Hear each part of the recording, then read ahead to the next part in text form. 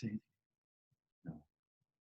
Okay, welcome everybody to the 4DMethod user group. It's January 22nd, 2020, the future year of 2020. I love saying that. This is meeting number 42 of the 4DMethod user group. Thanks for joining. On our agenda, we're going to talk a little bit about the user group. We're going to get some 4D news from Jim and Diane in California. We'll get the 4D iNug e-digest from our own Ed Hammond. And I'll talk a little bit about what's going on the 4D blog. And then we'll have our special topic for this meeting. Patrick Emanuel will be showing us his database introspection tool called QSToolbox, which has been freshly engineered and improved. We'll have general questions and answers and talk about our next meeting on March 4th of the year 2020. Again, welcome. My name is Brent Raymond. I organize and host these user group meetings. The 4DMethod 4D user group can be found at the 4dmethod.com website, and you can reach us at 4dmethod@gmail.com. What we're trying to do with these meetings is to bring together a scattered community of developers and users of 4D products and applications. And we use video conferencing for all the meetings to allow people to participate and join from anywhere, get in the discussion, and have a first-hand access to developers and the staff at 4D. We record all the meetings and presentations to be viewed again, shared with others. All of them can be found on the 4DMethod YouTube channel. And our objective here is just to provide a fresh new content and exposure for users and developers everywhere, and just some great alternative material to get involved with and to take a look at in between summits and world tours that happen with 4D. So speaking of Jim and Diane, I'm going to hand it over to let them shine a little spotlight on what is happening with 4D.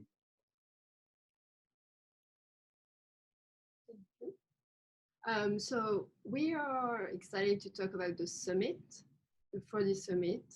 I hope everybody knows already about the summit, and I'm going to present that for the people who are new or the one in the back that didn't pay attention, because I know that everybody got the tickets by now.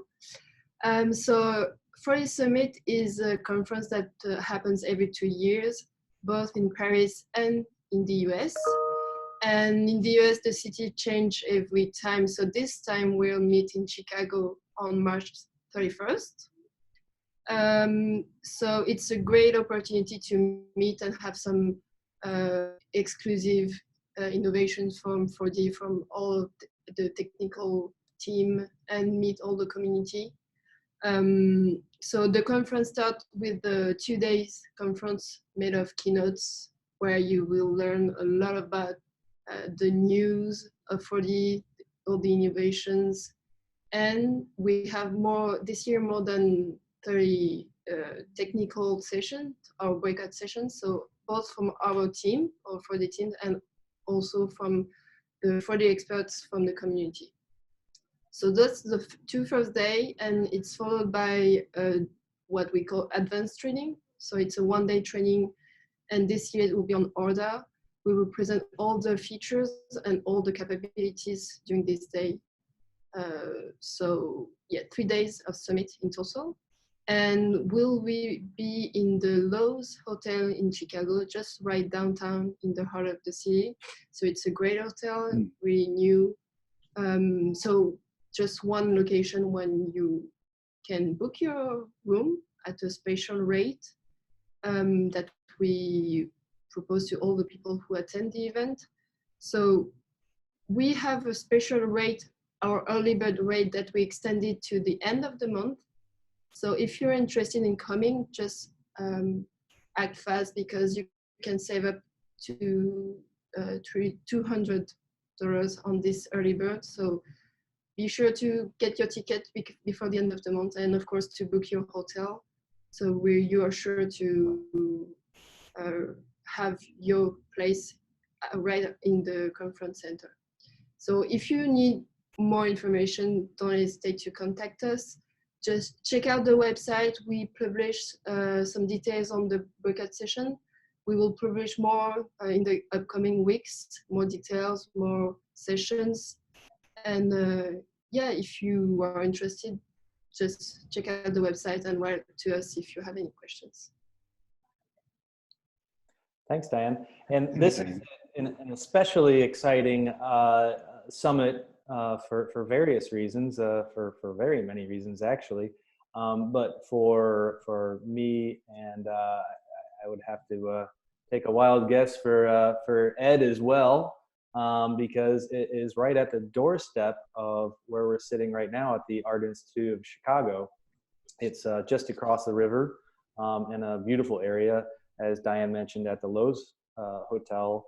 And I'd like to invite everybody to come and check out the museum. We use 4D to manage the collection, the art collection at the museum.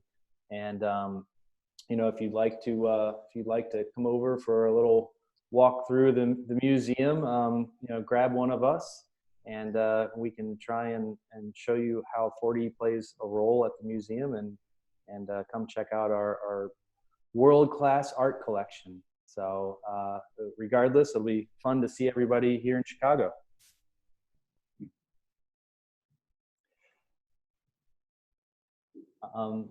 Then there's the other elephant in the room, along with the 4D Summit, is V18 being released. I'm not sure if Jim, would you like to say a little bit about the release? Hi, Brent. Yes, I would. I'm going to talk a little bit about V18 and then more about the summit. I had some other items I just wanted to touch base on quickly. But hi, everyone. Happy New Year, since this is our first meeting of 2020. Welcome from the Bay Area, where the San Francisco 49ers are once again in the Super Bowl. Yay. So everything's right in the Bay Area sporting world. Our thanks, as always, to Brent and Ed for organizing 4DMethod and lining up interesting presenters, cutting edge presenters. It's always great for us to hear the demos that are being presented and to see the community taking part here. We're really looking forward to Patrick's presentation on the QSToolbox introspection tool. That should be really interesting as well. Here at 4D, we've all been super busy, as you may have read in our marketing email that's been going out. Just a couple things about our financials. We're wrapping up another successful year financially. Every 4D global entity exceeded their 2019 financial targets, which is fantastic. In particular, 4D Japan and 4D Australia had really fantastic years. The growth was really strong, especially in 4D Japan. Thanks to you, the 4D developer community, we continue to grow as a global organization. So thank you for that. Partner renewals, we've just about renewed all the partnerships for 2020. For those of you who are listening, and thank you for renewing your partnership. We finished with more partners this year than we had last year.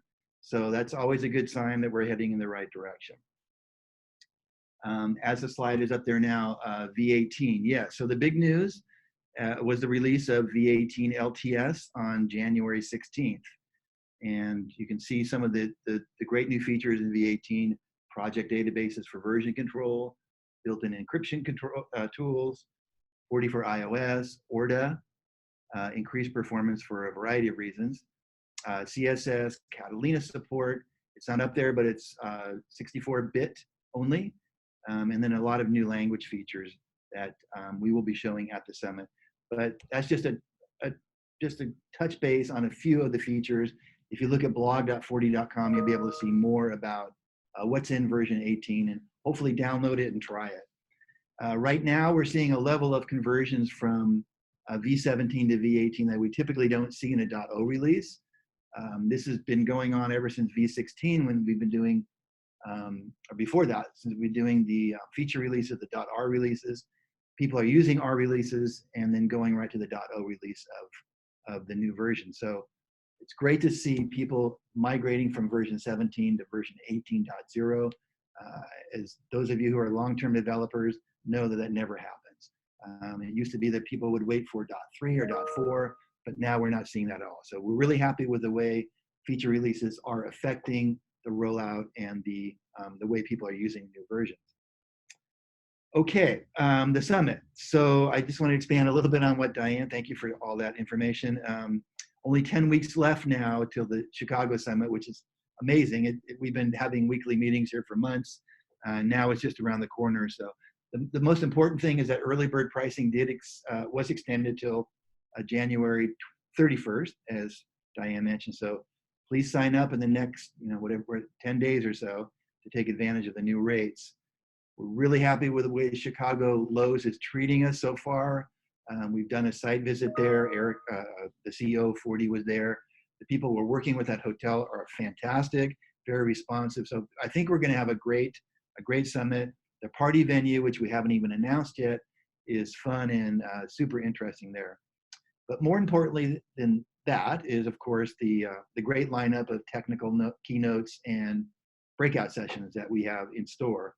All the sessions are full now, and they have been for about a month, from internal speakers from 4D and then external speakers from the 4D community.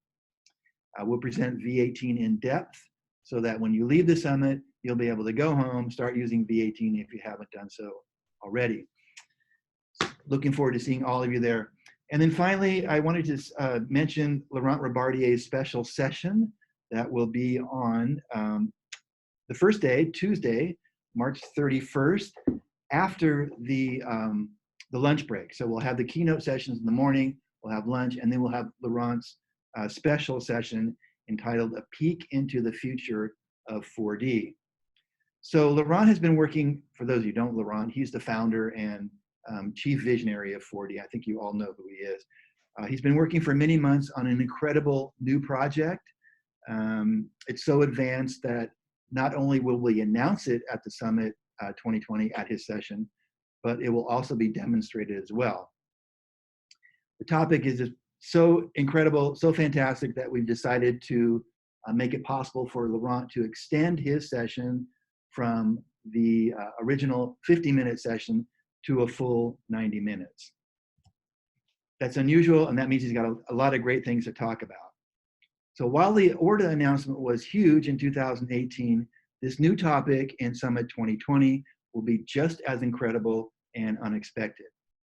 You'll see that it's using ORDA internally, but you as developers do not have to use ORDA to take advantage of the new topics that we'll be talking about.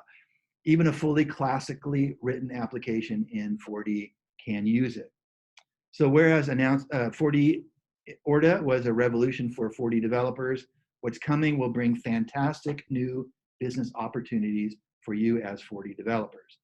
So the future is not today, but to be ready for the unexpected, you'll need to be at the summit in 2020 in March and April to see what Laurent has to show. You can ask me all the questions that you want about this, but I'm not going to answer any of them. So I'm going to leave it just as a tease for what it is, but we're super excited about it. People who know Laurent, who have seen what he's going to show, who've been with 4D for a long time, are really excited. So I hope you'll all be able to attend his special session on Tuesday, March 31st, after the lunch break. And that is all for me, Brent and Ed. Thank you. Oh, thank you. That's quite a tease. I mean, wow. 90 minutes is a long time. You must have some really incredible stuff to share with everybody. Along with that in the keynote, a few of the technical sessions have been announced. To my knowledge, I think only 3 of them have been announced, but there's far more. I think Jim, you said 30 something. We have 7 announced for now. Yeah, we had some new ones put up today. Oh, Yeah. okay. So okay. Yeah, Well, so late there's already. 7 sessions that are announced. I think we have a total of 30, right? 30 For now, we have 7, but like before the end of the week, we'll have more. But I mean, total sessions for the whole Oh summit yeah, we is have like 30, yeah. 35 sessions. 35 sessions. Just to highlight some of the ones that were announced first, there's the advanced use and enhancement of 4D Write Pro documents from Achim Peschke from 4D Germany. 4D for iOS in depth from Stefan Schaefer, and user interface modernization with ease with Gabriel Incerillo, friend of the show. But just an enormous amount of material is going to be talked about and demoed at this summit, and it's, you know, it seems like in the past 4 or 5 years, the amount of new features coming out of 4D and capabilities has just been almost logarithmic, parabolic, whatever the correct mathematic term for that is, but there's been lots. So it's going to be a very important summit to attend for anybody who is working with 4D or who is interested in it. So, and especially there's one session I know I'll be at, the session called Integrated Issue Tracking with Jira, which I'll be delivering at the summit. In this session, I'll be talking a little bit about, admittedly, it's in Chicago, so I had to find a way to fit in a Ferris Bueller quote, but life moves pretty fast. If you don't stop and look around once in a while, you could miss it. And the session starts with basically saying, how do you get all the work done? How do you keep all of your work organized? Do you use an issue tracking application? What is issue tracking? Why not just build one in 4D? We're all fantastic, accomplished 4D developers. It's quite easy to make one. We can talk a little bit about the advantages of perhaps just using Jira. We'll get an overview of Jira, talk about their API and how to use it, how to set up a free instance of Jira for you to use with your projects. And yes, you can get a terrific amount of functionality free, even though it's generally a paid platform for larger installations. Then I'll share a Jira module that I've made in 4D for integration, for being able to say have a browser for your Jira project within a 4D interface using collection list boxes and all that good fun stuff.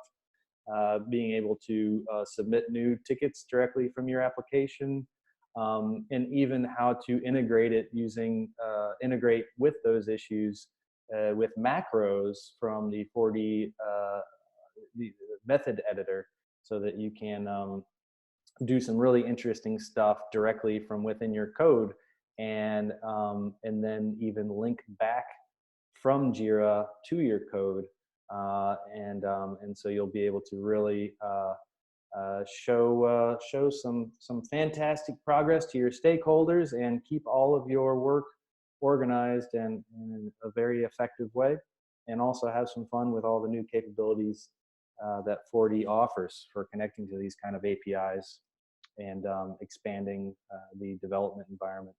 So there's my pitch, and come and see me. I'll enjoy sharing the fun stuff I've put together for that session. But right now I'm going to hand it over to Ed Hammond to talk a little bit about what's been talked about on the iNug. Thanks, Brent.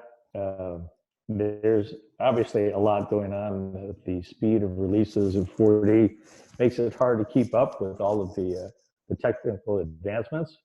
But if you need to solve a problem, somebody may have already been there and be willing to discuss it. So I suggest you subscribe to the iNug. I have the eDigest myself. And the iNug covers a wide breadth of topics about 4D technical issues. You want to take advantage of all that experience, been out there, especially those who may be struggling with the transition from the old way of doing things to the new way of doing things, which quite a few of us old dogs have to learn new tricks. So without further ado, a few of the topics covered since our last meeting are Kirk, who goes by the email address rooftop99@mac.com. Selection-based list box. How do I extract and apply values to a single cell?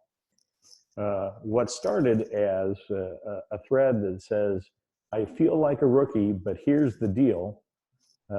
Well, don't we all?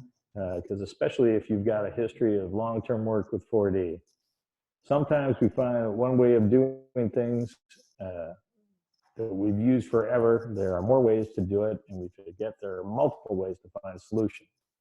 So this thread involves moving from an array-based approach on list boxes to selection-based, and covers multiple versions. What tools are available depending on what version you're in. So if you're looking for that new way of doing things with your list boxes, check out that thread. Jim Hayes had a problem with a debugger window. You may have run across this, or you may in the future. Significant debugger window issue. What to do if you have an expression that causes 4D crash when the debugger is open. So this involves clearing the expression pane in the debugger window so you don't have to have that crash every time it opens up. John Foster was dealing with sheets on Windows. He got some good advice from Kirk Brooks involving passing window coordinates in a 4D object and adjusting as needed. And as always, Kirk Brooks gives great user interface advice. He's a wizard at exploring all of the new features and coming up with ways to use them. Jorg Nabel, okay, I came close. Wanted to know something about commands. What's the deal with commands with column and C numbers? What's the advantage of using those commands? And our own presenter, Patrick Emanuel, and Arnaud de Mentard gave him some reasons why you might want to include those in your code. Chip Scheide posted a tip which involved a problem that he had had for quite some time, involving crashes when he was stepping through stuff in the debugger. And the tip is, do not put a component method reference in a catch. Follow that tip and you'll find out why. Kirk Brooks posted a message about random normal distribution values and some of the things he's found out lately. And Arnaud de Mentard referred him to a forum post that also includes another method of doing more random events. Armin Deeg had a tip for successful notarization of your 4D app. Many of us may be dealing with that in the near future. I know that we are looking into it quite a bit because our technical support services wants to distribute our app automatically, and the way that they're doing it would involve it being notarized, so the operating systems don't complain about your application. For those who have started working with the project mode for 4D databases, Mike Kerner started a thread that all about Git and its options called Git Ignore for Projects. This involves the ins and outs of working with GitHub once you start saving in project mode. Tom Benedict states, this is a great discussion of best practices and guidelines for 4D projects, and I hope others chime in. Well, they do. He continues on, it's a new world for many of us. I agree. So see the blog post for how to get started. Chip Scheide started a thread for those using JavaScript. Here's a grid component. which prompted many people to say, hey, yeah, I've got one too, I've got one too, I've got one too. So Chip, Julio Canero, Barclay Berry, Tom DeMeo, and Steve Orth had opinions on grid tools to use with your JavaScript. And with that, I believe that is all I've got that I could at least cover since the last meeting. And I will turn it back over to you, Brent. Thanks, Ed. It's always a lot going on the NUG, and even more going on in the forum. Always looking for somebody who might like to perhaps cover some of the conversations that are happening in the 4D forum in the same manner or in your own style, as we do with the iNUG. But there's just there's a wealth of information out there in these discussions, and speaking of a wealth of information, the 4D blog also has a similar wealth of information with some of the same topics, some of them discussed with great examples, code examples, and documentation for new features, especially for around the time when these giant new cumulative releases come out, like V18. Some of the recent blog articles I'd like to highlight. Of course, there's some spectacular ones out there that I always fail to mention, and I apologize if I've missed some of your favorite blog articles. But more recently, I saw one on interesting ways thinking outside the box with formulas, where they shared a few tips from Vincent de la Chaux, and I'll probably be using one or two of those tips with the technical session I'll be providing with Jira. Just some really interesting stuff you can do with formulas. It's under the hood. It's offering some very neat things you can do with the language in combination with all the different new structures and approach that we have with Orda. Onward with project databases, new possibilities with the form editor. There's just, we're all getting a new look at these project databases and the changes that have been made in the interfaces within the development environment. And this goes over some of the new ways, new and interesting things that you'll be able to take advantage of with the project database setups and kind of inheritance with the CSS, the cascading style sheet approach that's being released with V18 as well. It's more than just a styling of text and whatnot. They've taken it a little bit of an extra step with their version of tying it into different functionalities, as well as the styling, as well as the form editor itself. There's a very important, I would say, article about binary databases versus project databases, and where each one of them will be applicable, and what the best strategy is for the different development scenarios that people work in out in the wild. Binary databases, the old 4DB file that we have all used up until now, are not going away. It's not going to be a wholehearted transition to project databases, at least not yet. And there are scenarios where each of those have an advantage and are appropriate. So that's a very interesting thing, a very interesting way to understand the new project database strategy. And speaking about project databases, again, a recap of how users and groups are being handled in another blog article there, users and groups in action. And then another also extremely important for those of us moving up to V18 and project databases. Another important article is how to share your code via GitHub. Even if you're familiar with GitHub, it's a great review of the functionality and how it would apply to 4D project databases. So just always great reading, a very interesting and valuable material coming out of the 4D blog, and encourage everybody to get out and check it out, especially with all these just a river of new functionality and new approaches coming from 4D.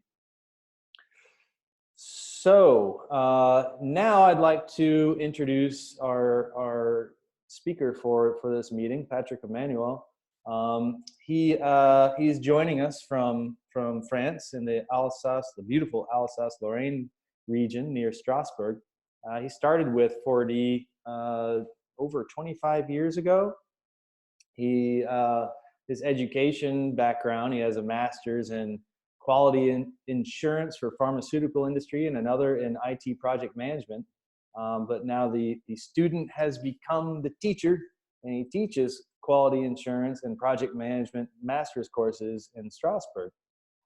He's worked in the pharmaceutical industry since a very long time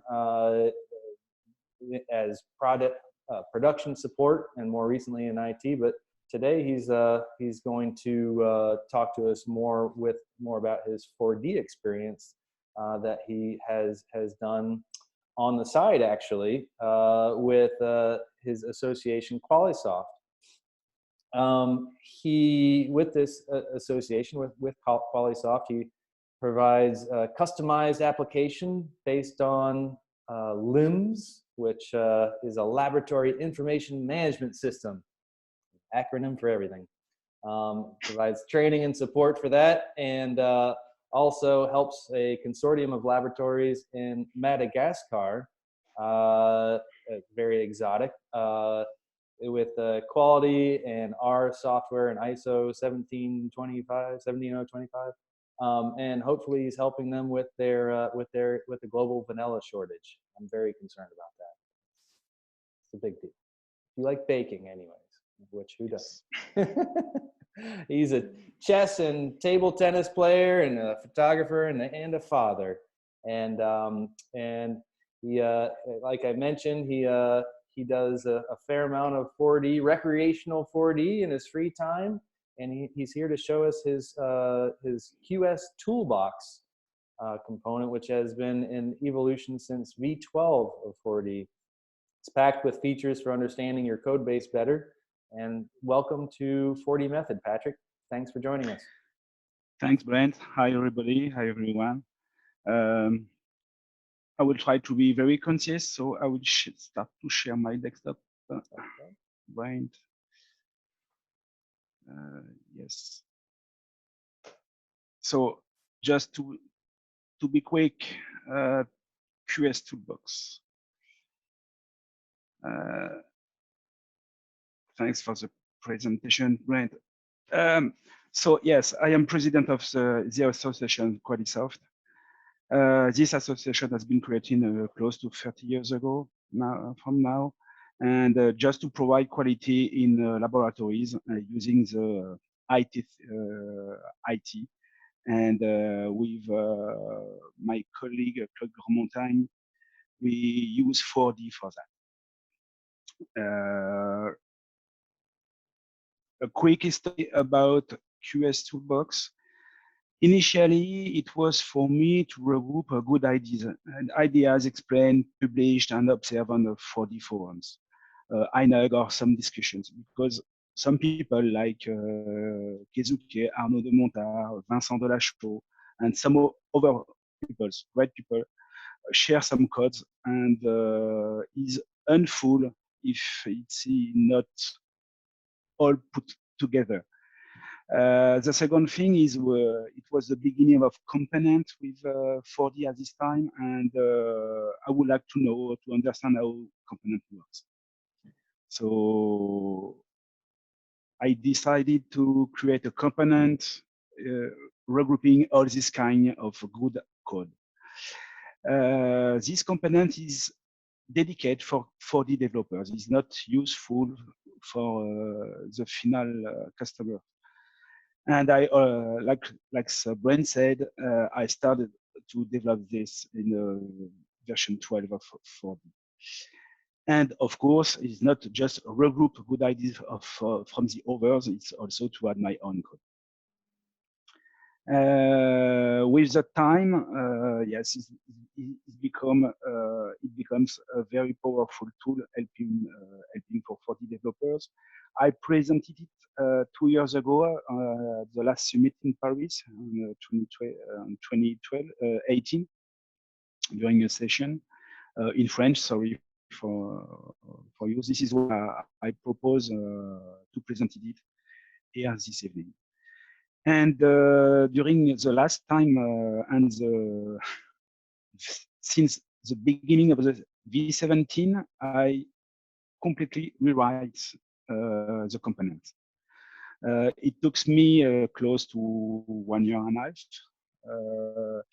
Because, like Brent said, it is not my main activities. It is my second job, where I spend close to 25, 30 hours per week, like a standard job. It takes time. This tool is here to help you to update your code. It will not do this for you. It's just a way to identify some points. And it's also a good way to start with a new application to see if you use commands which can have an issue, or you can get some tips. It helps you also to create a descriptive documentation and make a quick archive your activities. That means archive your methods. It was before the capabilities of the V18.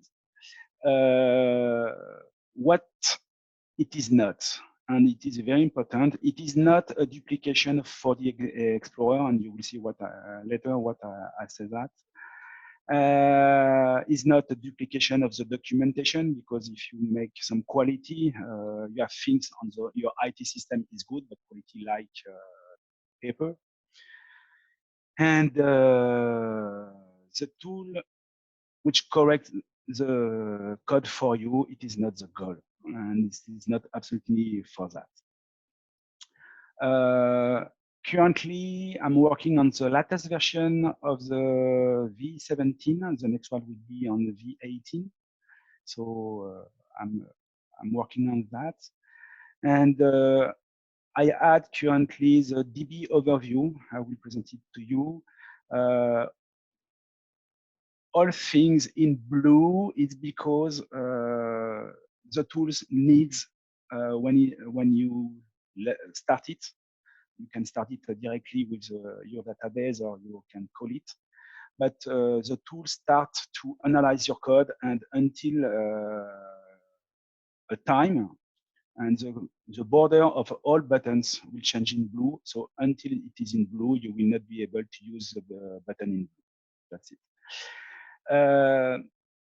So you can manage methods. So overview is more for properties.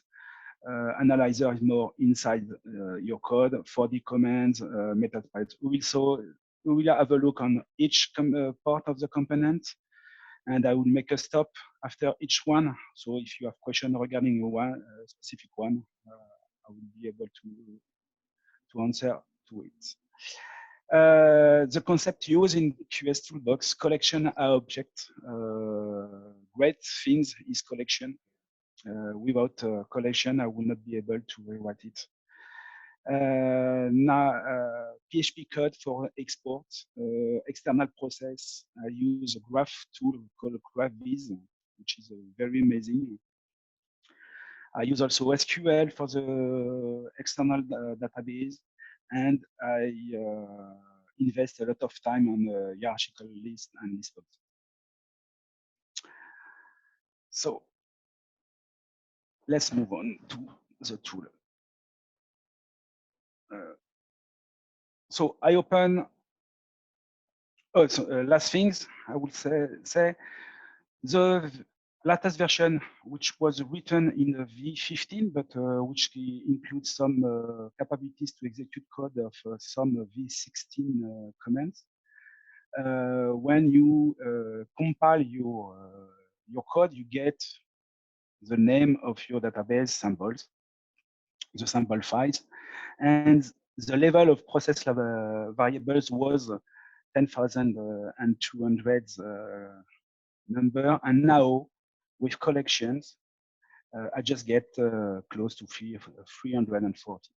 So I remove close to 97% of process variables. Same thing for interprocess variables, where I save close to 86%. So I think it's important to understand that variables are great, but if we manage correctly storage things, because I use storage too, if you use also collections, forms, dot objects, when you call a formula, you will save a lot of variables, and it's good for you and your application. So I will not use, I use simply ASO, which is another application, as support for the component. So the component, when you start, it is like this. When you open the component, it's just a toolbar, a quick toolbar, normally on the right corner. And the thing is, you have some button here. So the first button with the 4D is just with the information, sorry, just to get a copy paste of all information with 4D. An important thing is there is no plugin used. Just a component which analyzes your 4D code written in 4D. There are no plugin, no other component used inside, or just a 4D component. So this one is very interesting because sometimes you have to analyze something to get information from an application, and if you open, I click on it, not a big deal. Just make a copy paste, and you will get all information done by 4D. So you get the system information, volume information, the point, so the drive accessible, network information, and so on and so on and so on. So could be interesting. The other thing of the component, sorry, is this camera is allow you to take a screenshot. So I click just once, I took a screenshot. It works well on the Mac and PC, but for some reasons on PC, the tools used behind this button is for some antivirus identify as a virus. So this is why during a long time I provide the component in two versions, with and without the near NCD, which is the name of the executable of the program, to be able to be downloaded correctly. So, and now if I click again with a shift button, I can get my screenshot here. So during your execution, if you want to make some screenshots, you don't have to use a shortcut of your keyboard and so on. All screenshots will go directly in your log folder of your database. Sorry for this one. This one is some easy. If you click on it, you get access directly to the bug website provided by 4D.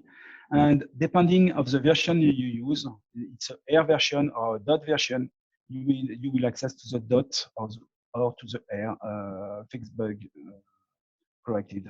And it's very accessible to get the latest information on that. The last one doesn't matter. It's just. So DB information, it's a quick overview of of your database.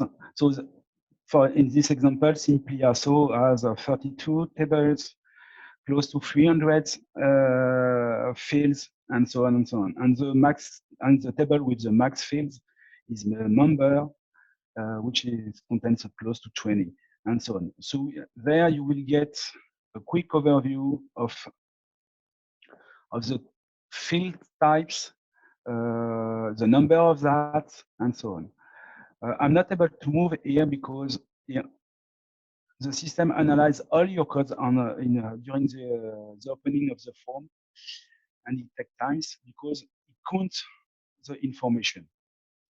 So, for example, the form command is used close to 900 times, form events close to 640 times, and so on and so on. The second part is index definitions. So you will get all index, the type of index, the link between the foreign and so on.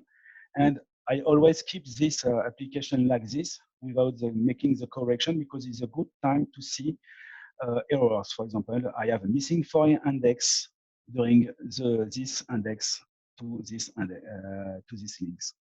And I have a uniqueness error on this table. So it's a good way to identify quickly index, creation error or uniqueness. That's it for this one. Method overview. It's a quick, I will move it here. It's an overview of all your methods with all parameters, but in addition, you will get the number of comments, the number of direct calls, the complexity, the number of lines and empty lines. You will get, this is a collection. This is the collection displayed. You can reduce the list to the latest and so on. It's very fine to use. You can select, reduce, or just get everything. You can search by attributes. I want to get invisible. I want to get just only the one shared, and so on and so on. What is very interesting is the color. The color here is based on some properties, some numbers defined on the setup here. So I would say method of not enough command, a little bit too much command, and so on. And I can change the number on the fly, and it happens as soon as you make a new calculation and colors change. So it's quite easy to update. The red here is very important, but what is interesting is the green line here. The green line here is based on the information of your database sample file. That means you have to compile your database. And at this time, at this moment, QSToolbox, when it opens, is able to read the sample file. I parse completely the sample file, and I determine if the method can be executed as preemptive. That means in green, I could set, it's a good demonstration, I could set as capable my method. That means when if I compile and I execute it, I will not get any error. Just for information, this determination has been banned by 4D during the compilation. It's not QSToolbox making this decision. It's 4D making this recommendation at the end of the file. So that means if you have a look on a file like this, I will just move here, 4D, not this one, QSToolbox. Not this one, this one. You will get these files. If you go at the bottom of the file, you will get the information. So you will get this method, for example, called 3 times treat save. And if it's not identified as treat save, you have treat and save. And when you have treat save, that means I will set the line in green. You are able also to update. Good to know. I made it just before the meeting. Anyway, you can update here directly, and normally you get a button here to save, and you save your code. Again, it is a beta, so I'm just working on it currently. So this is the main information on this part. You will get an overview of your code. So it's an overview. It's a web area with a plugin, not a plugin, with a JavaScript editor. But you are not able to update directly in the tool. If you want to update, you open it, or you go back on the list and you double click, and you open automatically the method. Regarding the comments, you are able to remove all comments on one time. You can create comments based on the beginning of information of your methods. So this is the first part of the tool. And what is very interesting is you are able, for example, I will try to use this one, to create a schema based with create with GraphViz. I will create in PNG, where this is the method I select. This method is called on the activity SASI code, which also called the ORD action. So you can get a quick chain of your methods. So you can do that method per method, or by the same way, you can do that for all your application, but in this case, the schema is a little bit tricky. You can also create HTML report. So I did it just before because depending of your application, it can take time. Just let me go back to the right place. So QSToolbox create a folder in your document folder, and inside you will create an external database. I will speak about that later. My database is close to 90 megabytes. And I saw that initially on the component from Danny de Beaubien, and I really like his component, and I take example on it to create this. Yeah, so it's very similar to Danny Beaubien component extraction, but the thing is here I am able to move from one method to another one using the GraphViz schema created, where I add also an hyperlink, so QSToolbox and so on. So I am able to move method per method just by clicking, like the same way I was inside the database. And you will get also your code here. So it's just an HTML export with some information, but very interesting things, and you will get for everything.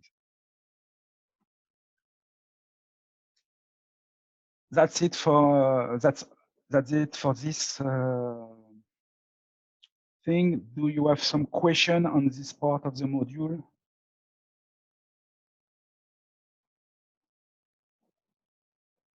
I heard.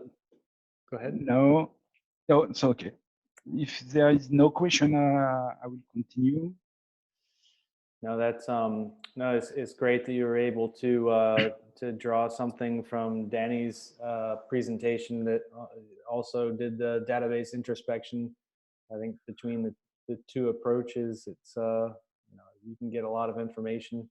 Yeah, it's in my side. There are no one tool is not the good one and the other one the bad one. No, it's not the case. Both tools are completely different, And the meaning is to help people to understand the code, to correct the code, to be better on the code. So when I saw his export, I was, wow, great job, Danny. Yeah. So I recreate something looks like the same, but with my own my own vision of the export. I'm putting a link to the to Danny's demo in the chat window if anyone's interested. Oh yeah, thanks, please. So I think that Danny is also connected, so thanks to him. Hi, Danny. The second part is method analyzer. So which is a Leaks box where you will get more or less Explorer. So we get database method, project method, tables, and so on, depending on what you defined. And if you, so for the moment, nothing strange, you will get your code here. Again, it's a web area with the tool use, which is called code editor. And if you go down, you will get immediately the calls and the callers, the number of methods. If you open, you will get the information, and you just by clicking, you are able to see what is the methods and the content of the method. You will get also the command use for each. So for this method, a quick method analysis, which tell you if you have a dead code, if you have to take care about the set names, the event use, if you are using deprecated command, because depending on the version, you can for one version it's fine, for the next one not. And the open close commands is more like command where you can get memory leak, like create menu and you forget to release menu. So syntax. It's interesting because sometimes here, for example, I know I have to put a Boolean as parameter. Again, this information is coming from the sample text file and variable use inside. So the variable, when I click on variables, QSToolbox performs the analysis of the latest version of your method. That means if you create from the beginning of the execution of QSToolbox, and now if I have if I already updated my method, and I get a new variables, I will get the update here. What it is interesting is I use $alert. I declare it, but I didn't use it. May I have something to do? The $database is not declared. It could be not a big deal. It's just for you. You have to take the decision. If your decision, you know. This is why I always say QSToolbox is not performing for you the correction. You take the decision. You are the latest. At the end of the journey, you decided what you want to do. So, and you can do that for all methods. So you can go through whatever, and so on, colors. So it is a way to identify some points on some methods and so on. And based on this, I create the next one, which is 4D comments. But do we have some question currently for this module? So there's some really valuable information in these lists here. Are you able to filter the view by, say, you know, just picking one out, you know, check set name or? For example, if I put set name, so set names, I didn't get any reference. There we go. Cool. One reference, so it's moving and so on. But only of here, you find something because I performed the analysis of the method. If I didn't perform the analysis, the list does not exist for all, So that means if I have to do the analysis, here I will get the checked set names. So in this case, you will find it. I don't create all the tree at the opening. So I analyze method per method because I remember someone told me he has more than 4,500 methods with close to 10,000 lines of code or more. If I perform this analysis at the beginning, you can open the QSToolbox and go to take a coffee or maybe a lunch. Yeah, that's fair. So this is why it's it's a mitigation between perform enough analysis, and I say enough specifically because it's not the full analysis, and not too much, but enough to be able to start to work with it. And for example, here, if I have some event, I get the event notified. So yeah, it's a way to navigate on it. The next button is 4DMethod. It looks like the same, but the entry is not the method, but the command. So to do that, I analyze the 4DMethod catalog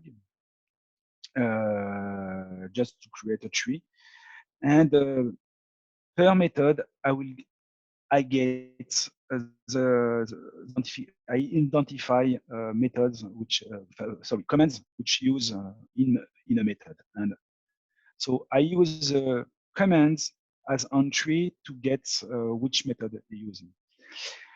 Some of them are in red here, and I have a little logo where I can find here, and if you look well, it looks like exactly the same.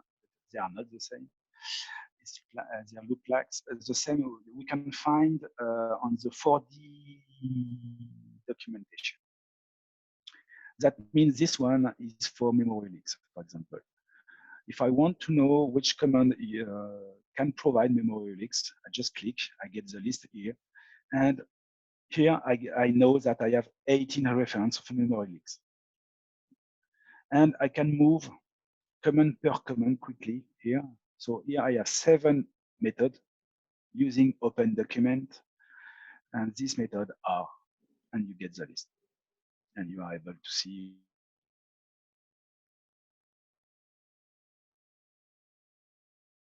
your command, for example, the token number, is the command treat save or not, and the syntax. Cool. So the left part is for memory leaks. If you have here a different compartment in remote mode, for this one, for example, this one is more obsolete. So normally they all start by underscore or underscore. If you are Mac OS specific behavior, Windows specific behavior, and so on. And the right part is also a huge work on the documentation. For example, this list is, if you have a look, inappropriate on servers. The following commands can block the server and create errors. They are not listed, identified in the documentation, 4D documentation by logo, by an icon. So I create some specific one. For example, this one is coming from a discussion with Arnaud de Montard, where the table here is optional if we use default table command. So here you have all commands. If you use the default table, where you are not, where you don't have to set the table, and you can directly use underscore or form get parameter form selector value, and it will work. So this is the idea. So using the command to move across your code and identify may command not still useful or method where you have something to do. And all comments are identified in red. This is what you will get red if you are some logo. If you are no restriction, I would say, the command stay in black. Do we have some question or not? No. I will move. It must Okay, I will.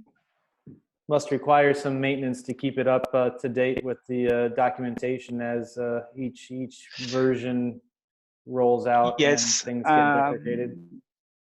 Absolutely. What it takes time is not only to be inside the code, but also to read the, the documentation. Sure. Yeah.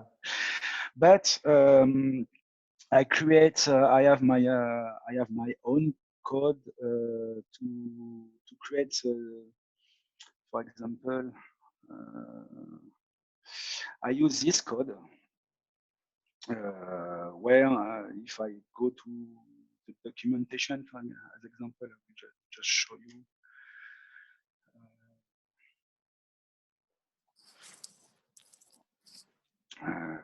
We can take language collection.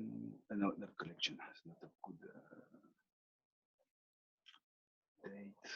I'm just looking for a command with a restriction file. No, it's not.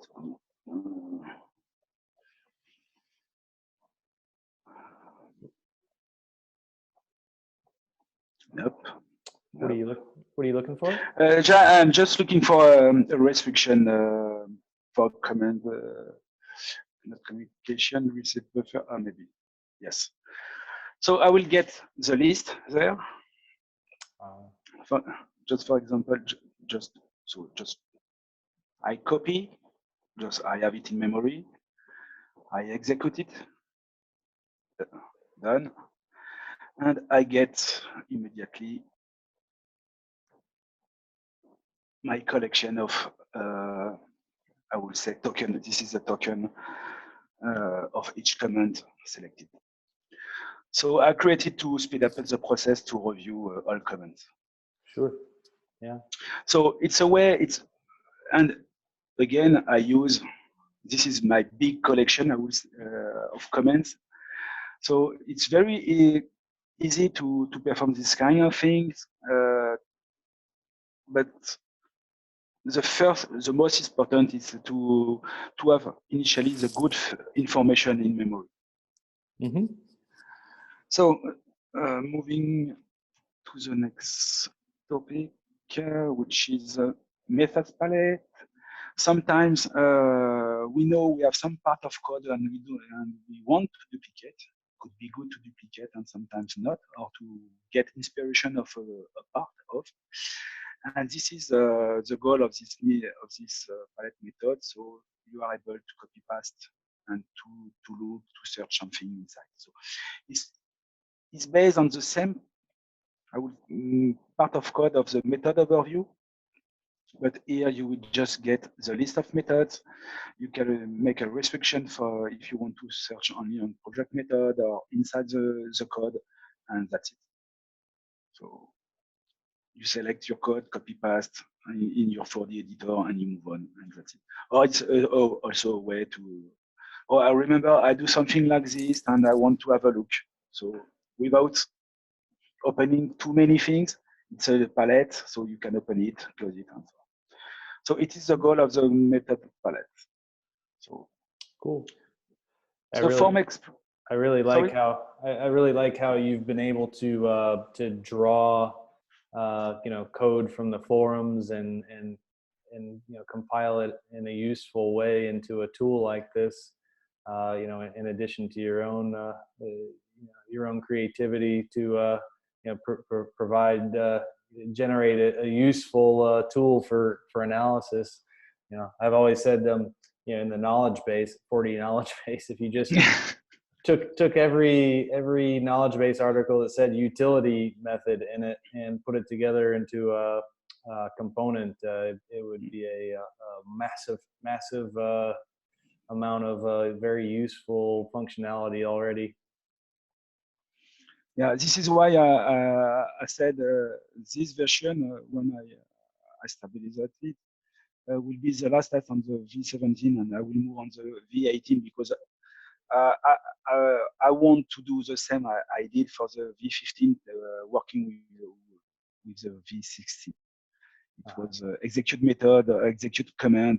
It's nice, but yeah, it's a little bit tricky. Just for information, I didn't say that yet. The code of the version 2.2, the component is still available on the website, and the code is open. So that means you can have a look on the previous code. If some people are interested, yeah. But again, it's not the current code today. So the Form Explorer is a way to navigate on your forms. For example, I am on the component is analyzing itself. So you can get the event use, the method calls, so all objects, I would say all widgets, which is more appropriate right now. Use, and you can by just clicking get the code without going inside the object, exit, and move on to the next one, and so on. So it's a good way to move quickly to all codes. You will get the page, and when you click it, the QSToolbox performs the analysis of all your pages, and if it finds a picture to create, it creates it. And if you open it, you will get all objects. And when you click on it, you will get all information available by 4D commands. Tomorrow, it will be completely a new way to think. It will be a flat file if you are on project mode, and it will be analysis of the file. So again, this is why it will be very difficult to maintain the V17 working on the V18. It will work on V18 for sure, but you will not get all the information like the V18 is able to provide to you. So object by all widget by widget, you will get information available on the table, and if you go back here, you will get the picture. So it's a good way also to identify what you update or something like that. What we are able to do also is to export the design form to get the overview. I do not remember who provided it, but I will tell you. JSON has been provided. I do not remember the name of the person who provided it initially, and I just reuse the code. But it's a JSON of it's a JavaScript, and you are able to have a look more readable or more flat, I would say. Very nice tools. I like it. You are able also to create a graphics picture. Good demonstration. Anyway, so we'll get a picture of your all widgets, page per page, and the code called by each widget. So all methods. So you will get links and so on. So as you see, the method is not contains any sublist. So the analysis is performed when you are clicking on it, and it is the same for the pages. That's it for the Form Explorer. Now I will just switch because it will take a long time for the structure analysis. I will just come back. The user mode navigator, not the good. I will move to the other application. So here on the title, as title, you will get the database. For some people, knowing the Thomas More navigator, it is the Thomas More navigator, so he gave me the authorization to include it inside the tool. So thanks to him, I just update a little few lines to work well with the components. That's it. And you can update and display so on. So Thomas More parts. But again, I integrate it inside the component. I don't use the Thomas More component as component of QSToolbox. This one is a quick converter, so we'll get the US command name, the French command name, the token. You can get exactly the same for the constant. You can get also the obsolete one. You can search of each one, and the next one is to translate code, French code, to English or to the opposite. And when you get the translation, the code translate, it's working well, I will say at 97, 98%. It's not so bad. It saves time depending of the number of lines. You can call a command method with command with token, so it's easier to translate after, and you can get the result and save it as a new method. So it's a very interesting tool. Now I switch since now 2 or 3 years in English language for 4D, and I'll push all my friends to do that, because I believe that languages is easier in English right now. So I just move back now to the structure analysis. Here it's a tool inside the tool. So I would say you will get good. Yeah. You will get the information of your database of each table, where you get the ID, the name, the types, the length, and so on. So all information. You can get also the information of the table. So before it was the fields. You get also the color defined on your structure. And what is very interesting is the table relation. So it will help you to identify the name you set between tables. And if you work with order, there are a lot of discussion on it. Before doing any line of code with order, you have to you have to work on table relations. Because if you have to change it, it's a nightmare. It's not tokenism. So you have to pass through all your codes and to do it manually. So when you find something, you will get all information, the source table, and so on, and the destinations.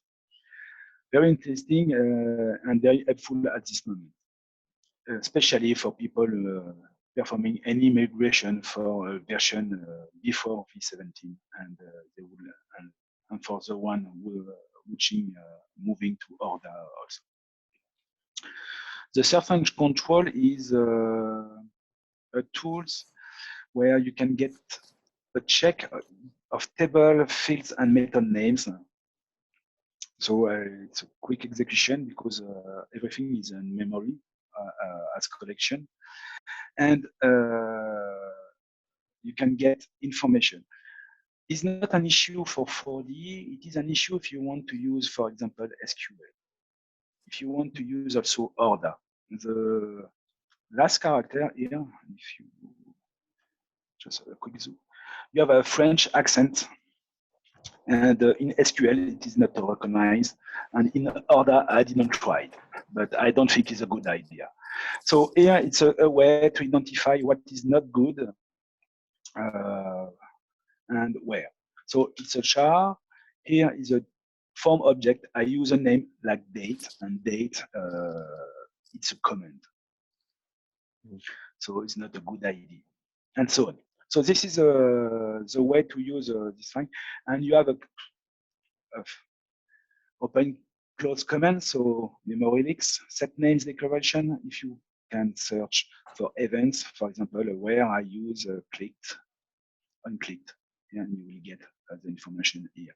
So here I know on project form, Y pop color bar on the object G cards 31, which is a 3D button. I use the unclick and so on.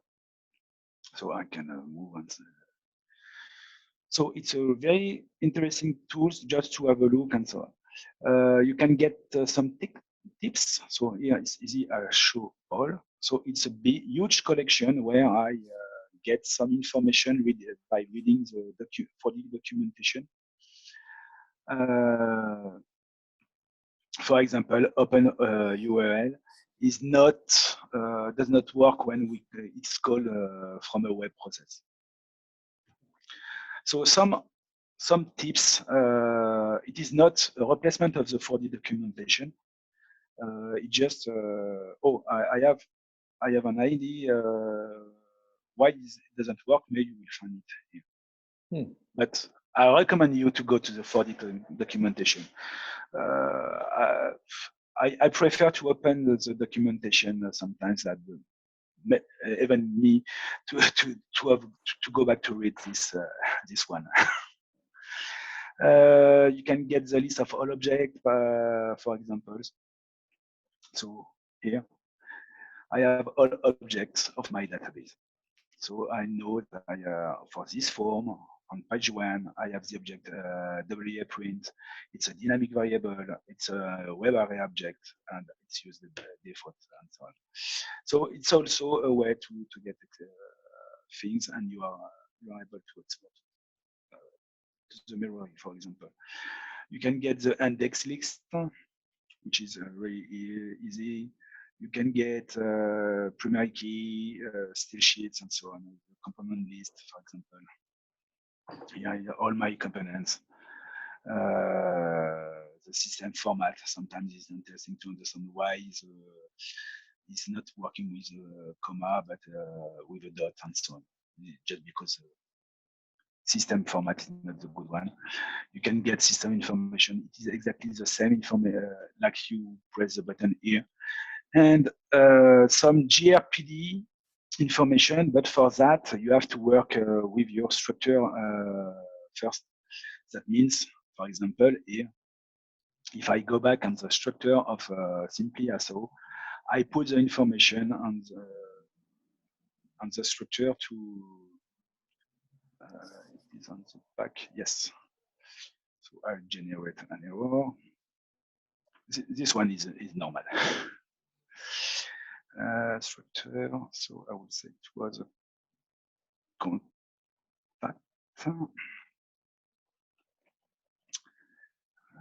Where are they? Members.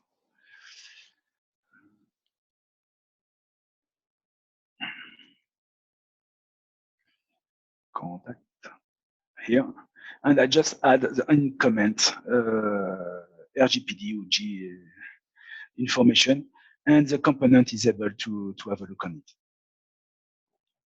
And you can get you can put also the same information inside for free.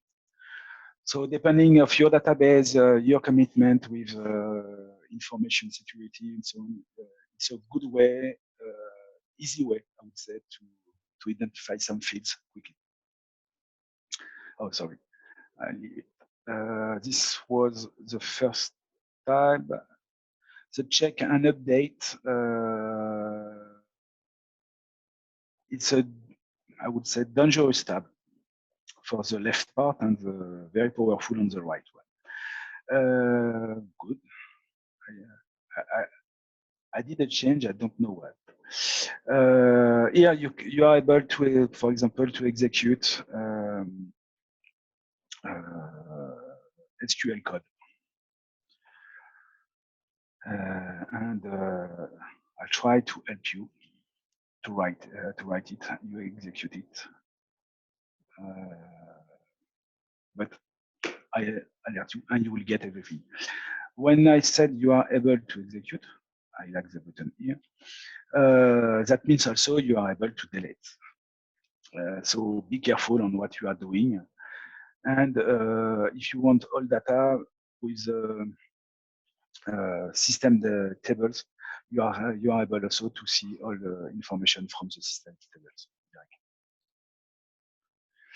This is the left part, and you are able to type your own code and execute it. But again, be careful. Here it's a quick way to get access to the 4D folder, system folder, temporary folder, and get 4D files. And here it's with the latest version, if you open directly the file, it's not really readable. If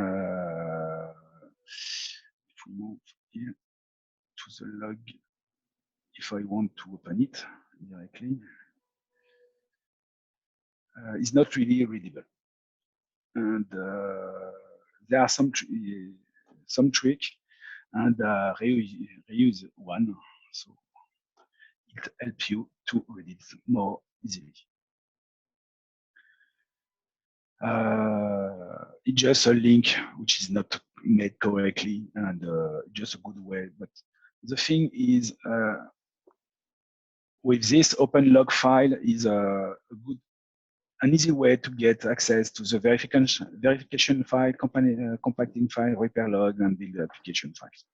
So, and sometimes you have to get access to the links because you had some code on startup, and unfortunately it's not a good code, and you didn't put any trick to help you to be able to get the end back on your code. So you are able to, for example, to add and update the 4D links file, you save it, you restart your application, and sometimes it saves me sometimes.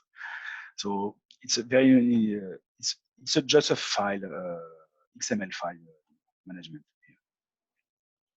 And say, for example, and next time I will skip the unstarted. That's it for this part. Do we have some questions? So this is an exhaustive exploration of the introspection capabilities of the 4D language. Really, I mean, there's what have you found that is in your coding? Is there anything oftentimes even in my 4D Summit preparations, with the macros, I've found I could really use this functionality. What have you been a driver for some of these introspection abilities yourself, or do you have some things that that you're looking for now with moving forward with the toolbox? So with Toolbox, I will move now more with project mode, because I think for the 4D commands, I will not say I make the tool, but I will continue to improve it, this part. But by the way, I guess I rewrite QSToolbox, it will be very easier for me to update it with the new command and so on. And again, for a lot of them, I didn't touch anything. I just read in files information. I read the 4D catalogs comments, so I don't have a look. I don't loop on the 4D commands to say, okay, I will get a loop from 2000 to say, okay, I'm pretty sure I get all comments.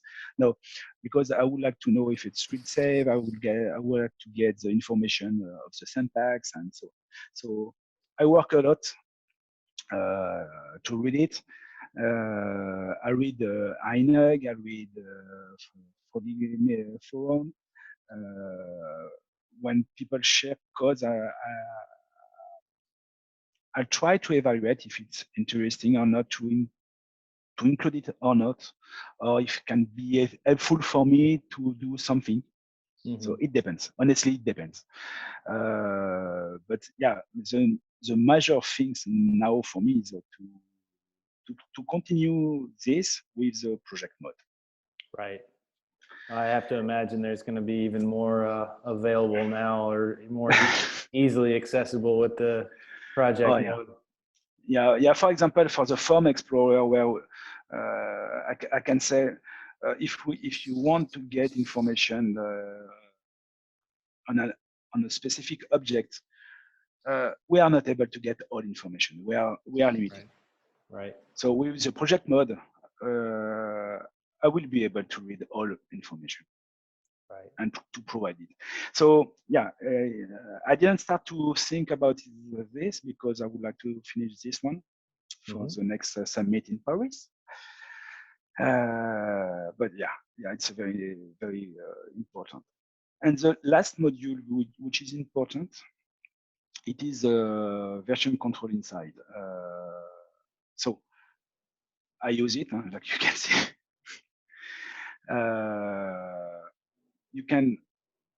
You have the list of methods updated since the last saved, since the last record. And here it automatically when I click on one method, is looking for the latest saved method. So I save it. If I have a look, it is maybe 1 hour delay between both. I don't think, may I have a change? So I can compare the version. And I would say, not very specific. If we have a look, we'll try to find something. This one, maybe. Yeah, this one, November 1st, September 21 should be different. And the compare version, okay, say, okay, here you make some change, and oh, here on the current version, you added this. Oh, and here I removed this line. So it's a JavaScript tool. Again, it's just a management of the web area with JavaScript. And it's a very interesting thing. The other thing, what is interesting also is I am able to create a new standpoint, so new record here. And I can work on all versions of the current project. So this is all version of all things saved, all codes saved on the 4D external database. So here it's a full and only, I would say, 4D 40 command method and SQL database management with a 4D external database. So if you click on it, and I asked the question this week about how to create index in SQL for a 4D external database. Today is not possible. In SQL, because I'm not working on the current database, I'm working on external one. So and here I would just get the information, and if I double click, I copy the latest version in memory, and I just get a copy paste, and I'm able to read. Okay, I had this in the previous time what I did, and this is very interesting. And the last one is okay. I have all projects, so I am able to work on different projects. Here I have different projects, and depending on the name of the database, that means if you rename it, you can get different version. So be careful. If I click on a specific export, I am able to have a look on this. I create this because sometimes we write some code and say, oh, fine, I know I do something, but I have to reopen the database to have a look. And here you have direct access to the code. So you are not, it's a quick way to get access to the code from another project. So this is very interesting. And for example, here I can create just a standpoint, so it will save it. And I get the latest version. You had had a comment from Tim that says you can create indexes or indices, how you please, on 4D external database. I've done it with my method history component. Okay, so I would say you create and you execute the external a method on your external database. I think this is only trip. Because, for example, to make a screenshot of the project form, the command screenshot doesn't work. It's from a component for the project of your host database. So the only way I found is to create a dummy method to inside the host database, and then to remove the code, to clean the code. But yeah, I can do that, but if I can try to do not, I prefer. Anyway, it's no big deal, but I will find a way. But honestly, it is not there. Here currently there are no index. The database is here on local. If you are on client server, the database will be on the server. So yeah, sometimes you can get some delay regarding the update of the right list or the left list. But it's not a huge delay. The biggest database that I analyzed was close to 1,500 methods. So that's it. Now I know there's. I've heard that 4D themselves basically say that they envision users creating their own method editors and development environments apart from the 4D development environment. It seems like you're awfully close to being able to create your own method editing environment through a combination of all these utilities. Honestly, when just opening this web area use code editor. Code editor is a JavaScript editor for more than 100 languages. So if I want to type in, I am able. I can just, for example, because I didn't integrate it, but I can say, okay, I get the code and I save it. So I will say, yes, I am able to create my own editor. But again, it is not the goal. Currently, it is not the goal. If for this said, okay, you can do that, it's fine. Why not? But what is interesting in 4D, the commands are tokenized. So if you move, you're able to move from one command to another one, to one method to another one. And here, it is not the case. It will not be the case. So yeah, not sure. It's very interesting.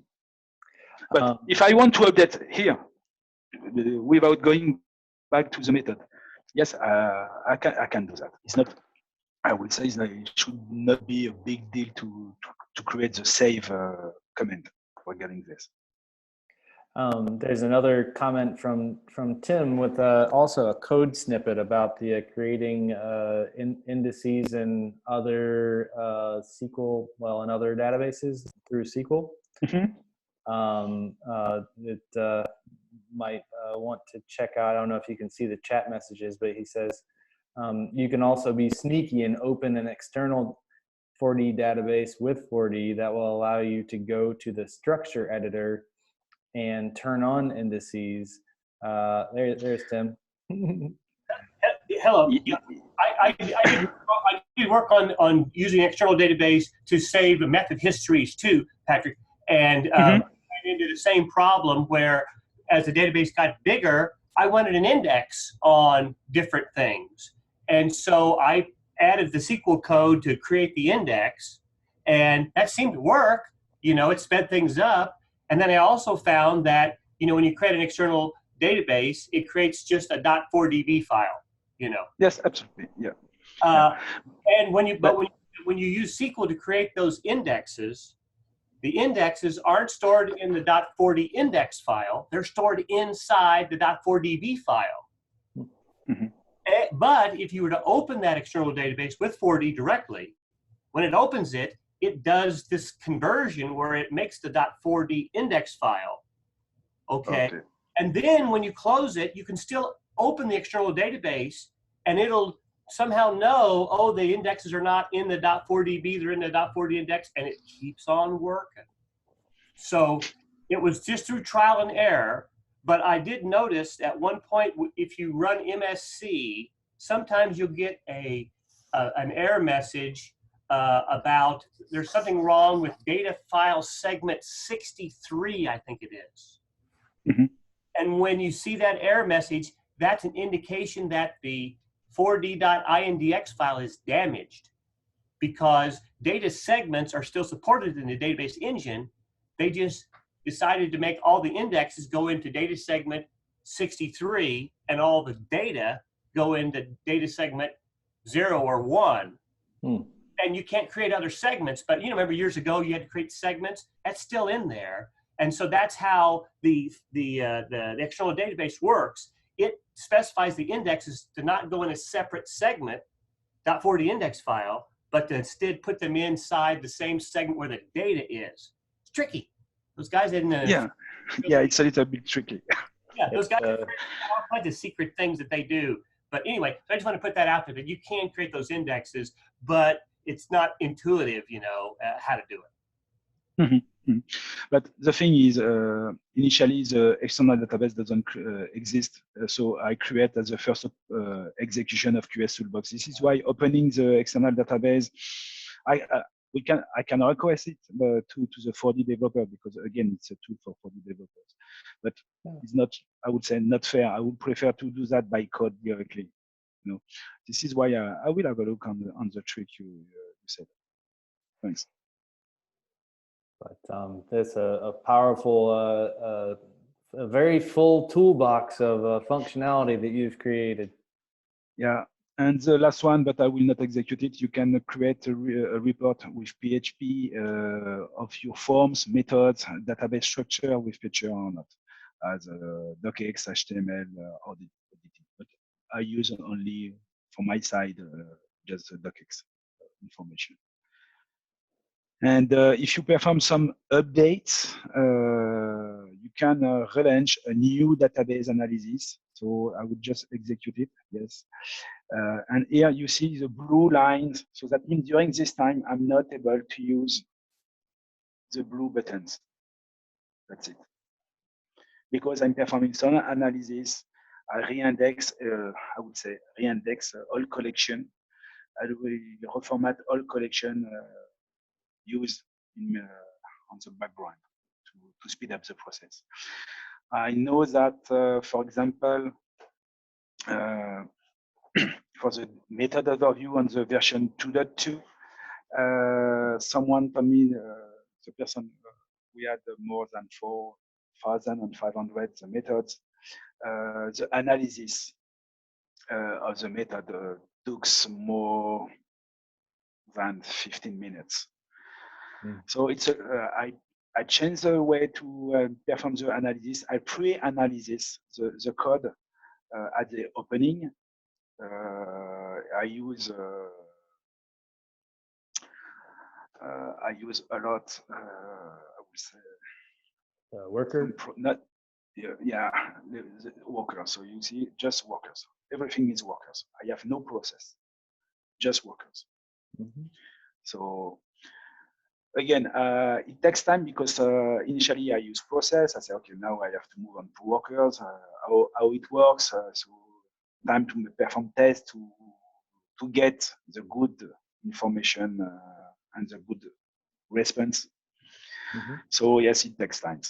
So you will see here workers. And yeah, that's interesting things. So this version is currently in beta version. This one is a beta version. I have to finish it for the end of February because with my colleague we decide to for the summit during March and April. So currently the previous version was free. This one is not free. It's under license, but the price is very expensive. 99 euros for the single version and the 290 or 50, I don't remember the right, but less than 300 euros for the server version. I see. So it's very, it's not an expensive tool regarding what it can do for you. And for the summit period, so March and April, April because Chicago is the end of March. Mm-hmm. We decided to make an offer to 50% of reduction. Oh. So for less than 50 euros and less for 105, 50 euros, you will get a compiled version. I see. No, it's a very powerful tool and fully featured tool for anybody who has a complicated database of a 4D code or who needs to quickly analyze new databases to get a good perspective on what's going on. Absolutely. Yeah. I guess. I would say I guess. So that's all for my side. I will give you back. Tim's asking, will there be a demo mode to try out the paid version once it's released? So you can use it, if I remember well, 2 months for free. Okay. So without no limitation. So that means there are no limitation of any functionality. Okay. Let's see. Just trying to kick the screen sharing back over to me Yep. here. Okay. Yep. There we go. And back to the slides. And okay, and to get the component, you can see the path here, the association-qualisoft.eu. And as Patrick mentioned, you can also be able to see all of the code in previous versions, which is I'm sure there'll be some neat surprises and interesting approaches in the previous code as well. But as we all know, moving on to project mode and all the new ways of doing 4D in general, the new version will pack a lot of new functionality and new advantages as well. So thank you so much for demoing the QSToolbox, Patrick, and thanks to you. Yeah. Just a little quick note about the 4DMethod schedule, which can be found on the 4DMethod site /schedule, the tab there.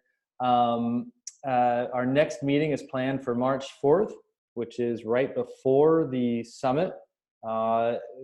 Hopefully, we might be able to just get it might be interesting to get a quick preview of people's presentations that they're giving at the summit without giving away too much of the good stuff, but just to get people excited about the sessions that are happening in each of the summits. So if anyone out there is interested in giving a sneak preview, if possible, again, all of the content would only be shared at the summit, but just to talk a little bit about what they're going to present,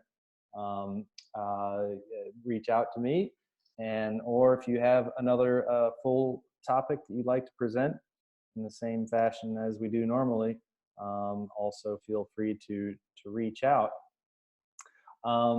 Yep, and just to wrap up, anyone else have any other questions or comments for Patrick or Jim in California or myself about 4DMethod? Go ahead and shout them out right now. But we always appreciate 4D's support for the user group. Thank you so much, Jim, and everyone there at 4D, Diane. And thank you, Patrick. Thank yeah. you, Brent. Very interesting demo. One point, Brent, while we were in this meeting, our marketing team sent an email blast about the special session that Laurent Rebardier will be teaching at the summit. So awesome. Check your inbox when you're out of the meeting. Okay, looking forward to it. And thanks everyone for joining. And beyond joining, if you'd like to give a little extra support, you can check out our Patreon page at patreon.com/4DMethod. So I have a question. Yep. So the session, the extra session after the summit, Laurent himself is teaching that, but not JPR, or are they both going to be teaching it? No, you're confusing two sessions, Tim. So the session I'm talking about is a special session taught by Laurent Rebardier on the first day of the summit. Okay. After the lunch break. Okay, that'll be Tuesday, March 31st. The advanced training taught by JPR is, of course, still on, but that's a whole day training on Thursday. And that's just the third day of the summit. And that's just JPR. Yes. Although Laurent might be in the room or stop by. Oh, he's almost always in the room during the advanced training. Okay, fantastic. Yes. Cool. Yeah, the advanced training is always a great thing to attend if you're getting into the weeds with the new functionality in the new language that's coming out. But well, Patrick, thank you again. And thank you to you. Yep, and look forward to seeing you at the summit in Paris. And yeah, thanks everyone for joining the meeting, and we'll see you next time on March 4th. Okay, thank you. Okay. Thanks to all. Thanks, bye. Bye-bye.